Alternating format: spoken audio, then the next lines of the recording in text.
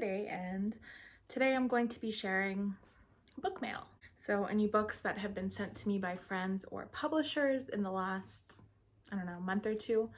Most of these are pretty recent though, but I do have 11 titles to share. This isn't going to be like me talking about what I thought about the books, more just sharing the titles and a bit of the synopsis, just so maybe you can have some new Indigenous titles on your radar, because yeah, these are all Indigenous books. So let's get started. I don't want to ramble too much today.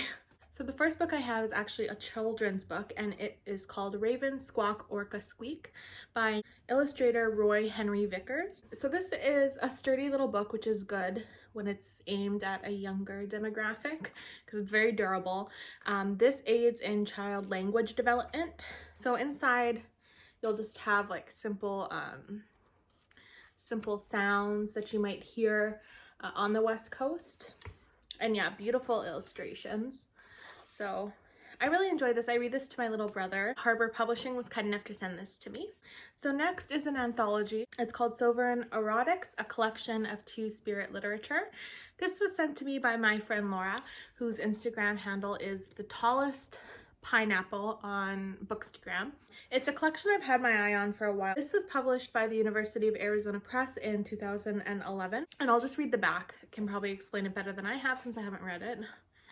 This landmark collection strives to reflect the complexity of identities within Native, gay, lesbian, bisexual, transgender, queer, and two-spirit communities. Gathering together the work of established writers and talented new voices, this anthology spans genres: fiction, nonfiction, poetry, and essay, and theme, memory, history, sexuality, friendship, family, love, and loss, and represents a watershed moment in Native American Indigenous literatures, queer studies, and the intersections between the two. Some of you might not be aware, but two-spirit identity is something that's exclusive to Indigenous tribes, and they were often revered and considered very powerful in Indigenous communities because they had both a feminine and masculine spirit. So they had multiple sides to their gender identities, and gender itself is largely a colonial construct. There's a lot of great information about who two-spirit people are and why they're so powerful and sacred, and also why, if you're not Indigenous, it's not okay to use the term two-spirit.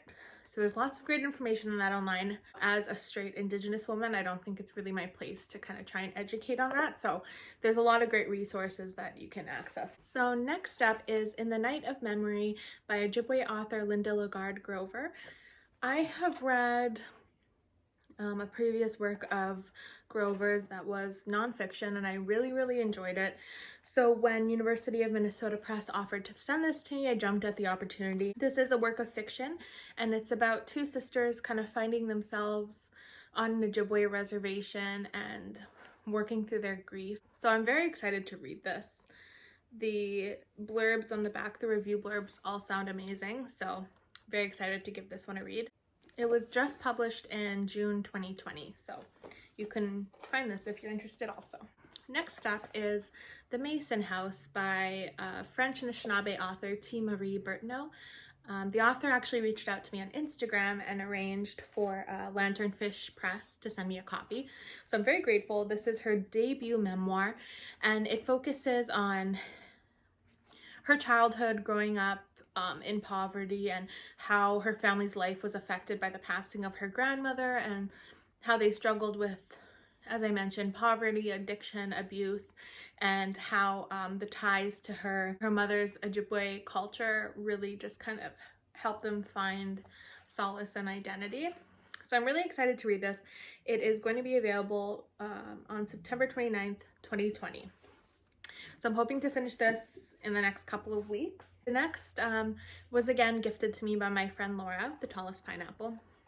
And this is a Thesaurus and an Anishinaube, a Thesaurus by Basil H. Johnston, who was just a really prolific Anishinaabe author. You've probably heard of him. So yeah, pretty self-explanatory. It's a Thesaurus. I've wanted this for a long time. I try to collect Anishinaabe Moan Thesauruses. Thesauruses, just kidding, but I just love to have them around. I think they're handy. So next we have Genocidal Love A Life After Residential School by Bevann Fox, who is from Pasqua First Nation. So this is a memoir, and in it, Bevann Fox talks about her childhood growing up and how she was forced to go to residential school at the age of 7, and the horrific experiences she went through while in residential school. So she shares about how she moved towards healing, what that required, and I think stories like this are incredibly important. I'll probably say this hundreds of times on my channel. If you are not aware about residential schools, that's a lasp in your personal education that you need to kind of remedy, especially if you're living on stolen native land, because it's something that continues to affect Indigenous people today.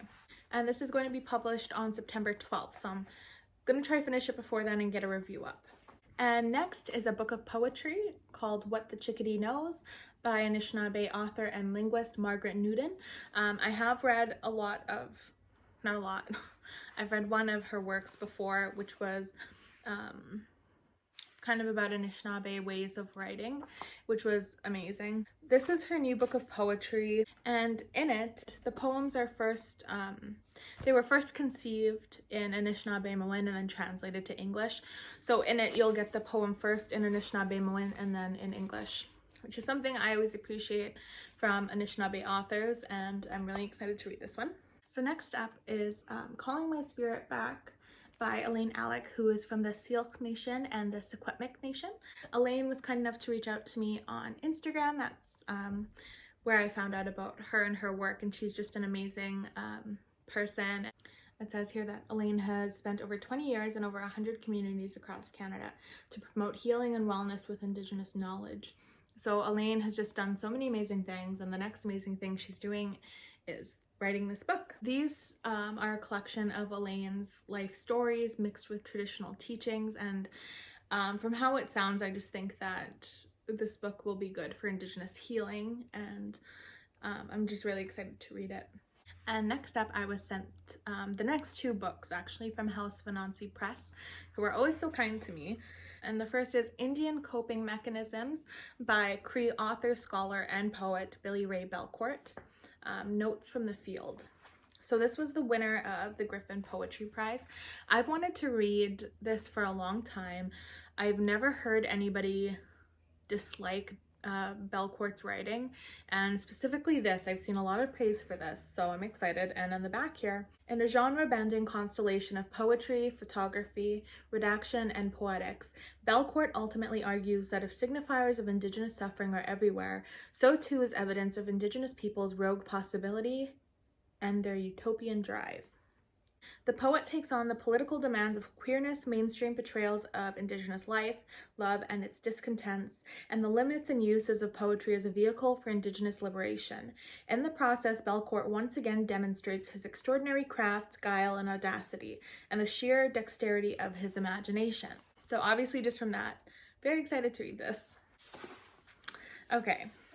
Anybody who knows me, and I've only been on booktube for a little while, but if you've watched my videos, you will know how excited I was when House of Anansi Press sent me Noopiming by Leanne Betasomasake Simpson. Now, the title Noopiming means like in the bush or into the woods. I've read 50 pages of it and I'm already just like beaming. It's going to be published this month and I am so excited to finish reading it and review it for everyone. And from the back here, the title is a response to English-Canadian settler and author Susanna Moody's 1852 memoir, Roughing It in the Bush.